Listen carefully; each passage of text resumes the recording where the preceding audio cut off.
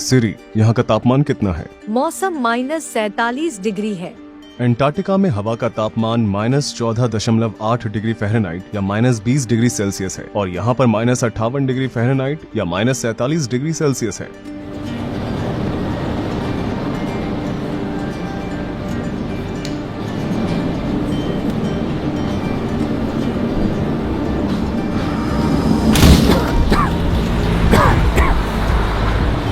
हमारे फेफड़ों को इसकी आदत नहीं है, इसलिए हमें बार बार खांसी आ रही है। यहाँ का मौसम बहुत ही ठंडा और शुष्क है। यहाँ की आबादी बहुत ज्यादा है। यहाँ करीबन 3 लाख लोग रहते हैं। याकुत्स्क रूस के ऑटोनोमस रीजन सखा रिपब्लिक की राजधानी है, जो कि नॉर्थ पोल से 280 मील की दूरी पर बसा हुआ है। क्योंकि ये जगह साइबेरिया के सबसे उत्तर पूर्व में स्थित है, इसलिए ये बाकी की दुनिया से बहुत अलग थलग लगता है।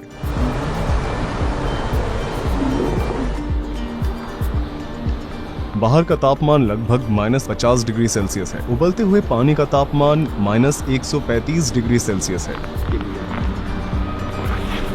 जैसा कि आप देख ही सकते हैं कि यह तुरंत आइस क्रिस्टल्स में बदल जाता है।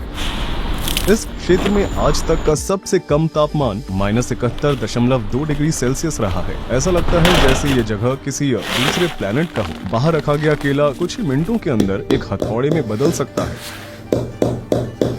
यहाँ पर लोग मेटल फ्रेम के चश्मे नहीं पहन सकते हैं, क्योंकि मेटल उनकी त्वचा से चिपक सकता है और जब वे अपने चश्मे को निकालने जाएंगे तो उनका मांस बाहर आ सकता है। यह मांस का एक टुकड़ा है जो बिल्कुल इंसानी मांस जैसा दिखाई देता है। आइए इसे मेटल से छूकर देखते हैं कि क्या होता है।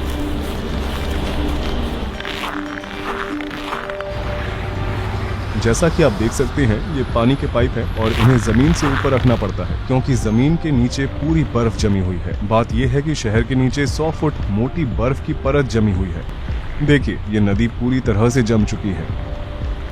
सोवियत युग के दौरान स्टालिन के विचारों का विरोध करने वाले लोगों को सखा रिपब्लिक में निर्वासित कर दिया जाता था। उसमें पॉलिटिशियन, व्यापारी आदि शामिल थे। असल में आज याकुत्स्क में रहने वाले कुछ लोग उनके पोते पोती हैं, इसलिए यह निर्वासन की जगह हुआ करती थी। आज इस शहर में लोग एक आम जीवन जी रहे हैं। हम इस जीवन को बर्फ का नर, आइस हेल कह सकते हैं। यह मनुष्यों की सीमाओं के पार है। चाहे हम जो कुछ भी क्यों न पहन ले, कोई भी चीज हमारे शरीर को गर्म रखने के लिए पर्याप्त नहीं है।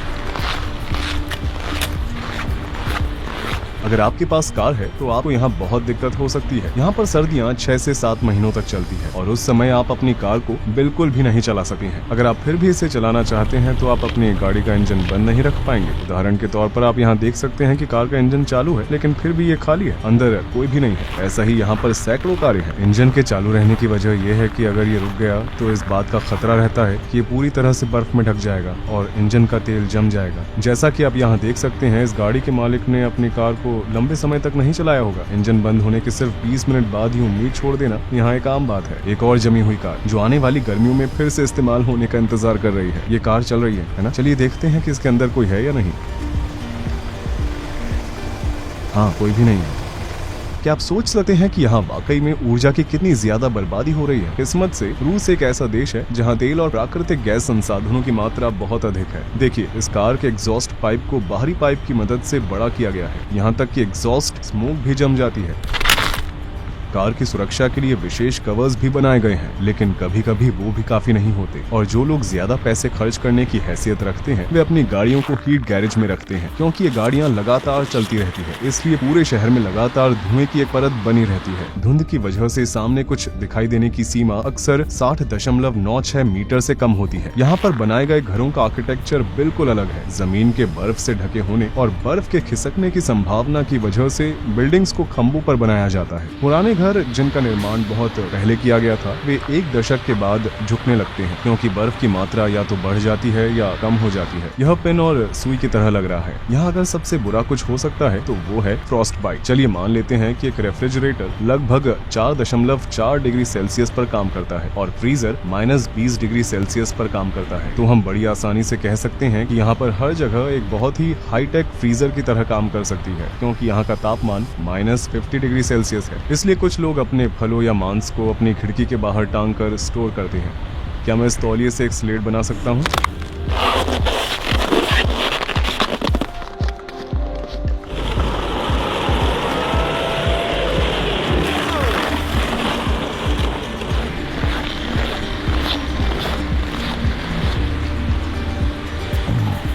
वीडियो बनाने के लिए मैंने बस 1 मिनट के लिए अपने ग्लव्स उतारे और अब मेरे हाथों में बहुत दर्द हो रहा है। मेरी पलकों पर भी बर्फ जम गई है। मैं बर्फ को निकालने की कोशिश कर रहा हूँ।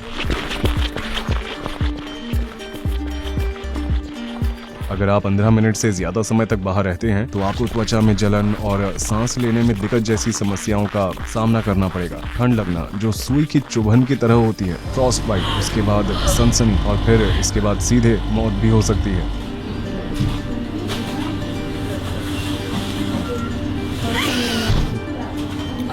उसने बस 5 मिनट मेरा वीडियो शूट करने के लिए अपने ग्लव्स निकाले और तुरंत ही उसकी उंगलियां सफेद हो गईं। हमारा माइक्रोफोन रेड वार्निंग दे रहा है, ये ठीक से काम नहीं कर रहा है। कैमरा भी ठीक से काम नहीं कर रहा है। देखिए, इसका कवर जम गया है। हमारे फोन भी ठीक से काम नहीं कर रहे हैं। कुछ मिनटों पहले उसके फोन की बैटरी लगभग 10% थी और फिर अचानक डेड हो गई, जबकि वास्तव में ये लगभग फुल थी। मेरे पीछे आप देख रहे हैं वो एक कब्रिस्तान है। मेरे जूतों के नीचे की बर्फ की थिकनेस लगभग 100 फुट है और ये बर्फ लगभग पूरे शहर के नीचे है, जो गर्मियों में भी नहीं पिघलती है। तो यहाँ लोग मुर्दों को कैसे दफनाते हैं? वे कोयले के टुकड़ों को इकट्ठा करते हैं और 2 से 3 दिन उन्हें जलाते हैं। एक बार जब कोयला जल जाता है तो बर्फ के टुकड़े पिघल जाते हैं और फावड़ियों का इस्तेमाल करके इसे आसानी से हटाया जा सकता है। आखिर में इस क्षेत्र की 6 से 7 फीट की गहराई तक खुदाई की जा सकती है। यहाँ तक कि 100 या 200 साल पहले मरे हुए व्यक्ति का शरीर आज भी बहुत ठोस पाया जा सकता है। दुनिया के कुल हीरो के भंडार का 20% याकुत्स्क में है। इसके अलावा यहाँ पीरियोडिक टेबल के भी सारे एलिमेंट्स हैं। याकूतिया क्षेत्रों के नीचे कई मैमथ और डायनासोर के फॉसिल्स हैं। इन इलाकों में जहाँ कभी मैमथ घूमा करते थे, आज भी बर्फ पिघलते ही उनका शरीर बिल्कुल पहले की तरह दिखाई देता है। यहाँ के लोग खेती बाड़ी नहीं कर सकते हैं, इसलिए यहाँ पर लोग मछली खाते हैं। इस बाजार की सबसे महत्वपूर्ण विशेषताओं में से एक ये है कि वे रेफ्रिजरेटर के बजाय पब्लिक स्टॉल्स में मछलियों को रखते हैं, क्योंकि बाहर का मौसम रेफ्रिजरेटर की तुलना में बहुत ठंडा होता है। बाहर रखा हुआ मांस का टुकड़ा यहाँ पर महीनों तक खराब नहीं होता। यहाँ दर्जनों जमे हुए खरगोश हैं। बतख के साथ साथ उन्हें भी बहुत खाया जाता है। यहाँ पर घोड़े का मांस मिलना भी बहुत आम बात है। ये लगभग 45 पाउंड की है। वे इस पूरी मछली को खरीदते हैं और बाहर रखकर इसे कई दिनों तक खाते हैं। ये भी सेल पर है। बेशक ये कभी खराब नहीं होता। इसके कान बिल्कुल भी हिल नहीं रहे हैं। आप यहाँ कितने घंटे काम करती हैं? Мы примерно 8 часа, वो कितने समय से ये काम कर रही हैं? уже, наверное, лет.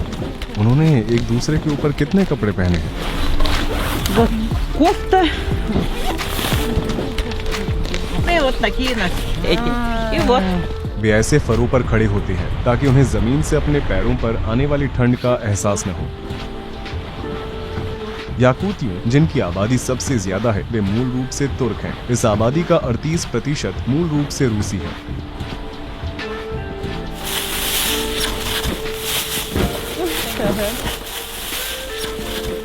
यहाँ ऐसे ही कुत्ते देखने को मिलते हैं। बदकिस्मती से बिल्लियाँ यहाँ जीवित नहीं रह सकती हैं। केवल मोटे फर वाले मैमल्स ही यहाँ जीवित रह सकते हैं। यहाँ पर कारों के अंदर 2-2 शीशे होते हैं ताकि जब एयर कंडीशनर से इंटीरियर गर्म हो जाए तो तुरंत ही इसका तापमान कम न हो। सड़क पर चलने की सबसे खतरनाक बात यह है कि अगर किसी भी वजह से कोई भी कार अगर खराब हो जाती है तो ड्राइवर के मरने का खतरा बहुत बढ़ जाता है। उन्हें इसे 30 मिनट के अंदर ठीक करना होता है, नहीं तो मिनटों के अंदर इंजन ऑयल जम जाएगा। अगर लोग इन इलाकों में बिना किसी फोन सिग्नल के फंस जाते हैं तो उनके पास कुछ ही घंटों के अंदर जमकर मरने के सिवाय कोई चारा नहीं होता है। इसलिए हर ड्राइवर अपनी कार में एक टूल बॉक्स जरूर रखता है।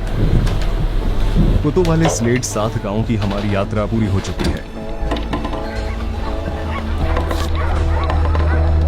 कुतों वाले स्लेट पर सवार होते समय हवा और ठंड के कारण मेरा एक कान पूरी तरह से सुन्न हो चुका था। दर्द बर्दाश्त के बाहर था। मारिया ने हमें अपने गांव के घर में बुलाया और अब हम इन रहस्यमय याकूतियों के बारे में और भी जानेंगे। कि आप देख सकते हैं ये लगभग मेरी उंगली जितना मोटा हो गया है। मेरे छूने पर भी मैं अपने कानों को महसूस नहीं कर पा रहा हूँ। ये सुन्न हो चुके हैं। मेरे दूसरे कान को देखो, ये बहुत पतला है। यहाँ पर पाए जाने वाले घोड़े सामान्य घोड़ों की तुलना में काफी छोटे होते हैं। उनका शरीर ही इस तरह का बना हुआ है। ये उन्हें गर्म रहने में मदद करता है। जितना कम सतही भाग उतनी कम परेशानी। उन्होंने हमें अपने कपड़े दिए और हमने उन्हें पहन लिया।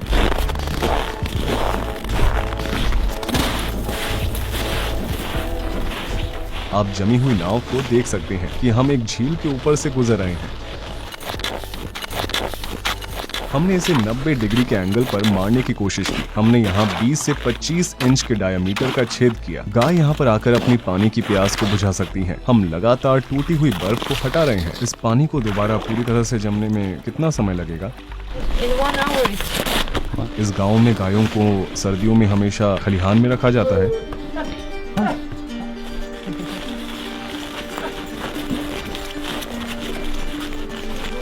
क्या उन्हें ठंड नहीं लगती? They do, of course. That's why they don't spend much time outside. ये मुझे क्या हुआ है? Your ear got frostbitten. If like it lasted longer, it will be very dangerous. उन्हें इसे काटना पड़ेगा, है ना? If they cannot save it, they can cut it because the cells are dead. For your ear, it's a traditional Yakut medicine, fat of bear. Beer.